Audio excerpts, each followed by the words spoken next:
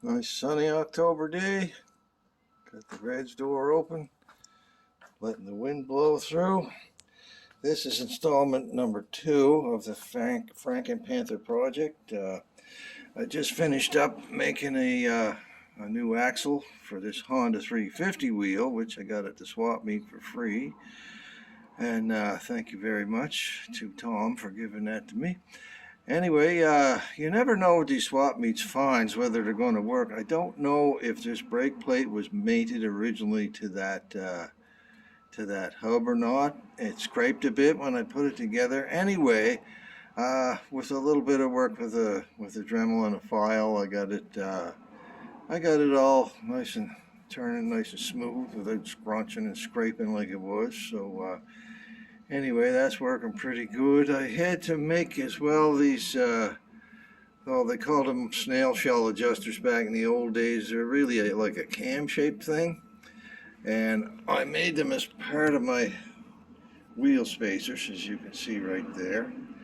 And I don't know for sure if you can see it or not. Yeah, there it is right there. That peg on the frame is what these cams sit against, so that when you need to adjust your rear chain, all you do is slack off your wheel nuts here and then rotate these cam adjusters to get your rear tension on your chain set the way you want it to be.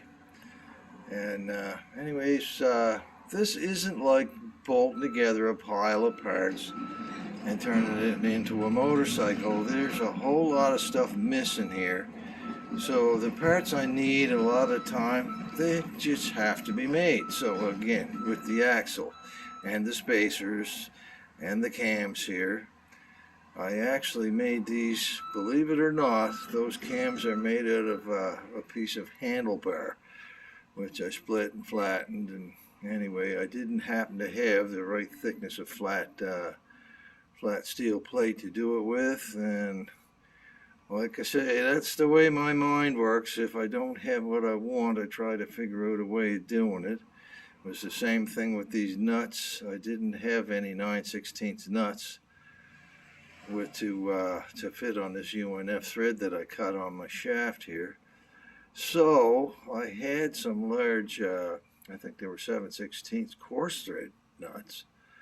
So I just put them in the lathe, and anyways, I cut threads in them that match the threads on the axle here. And the axle, by the way, is stepped. This end is 9/16 to fit inside of this tongue here on the back of the frame.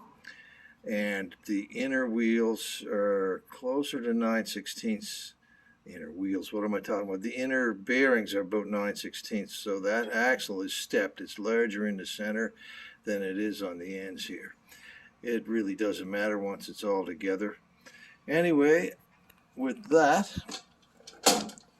I think this just about concludes installment number 2. I think the next thing on the drawing board will be to make up a hinge to go in that old fender piece so that I can get a fender made up.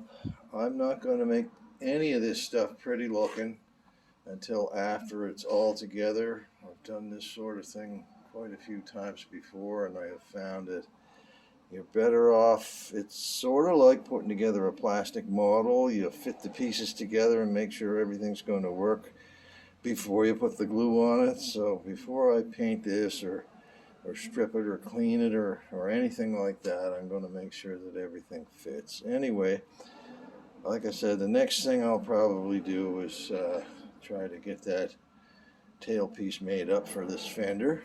And anyways, we'll see how it goes. Thanks for watching. Catch you next time.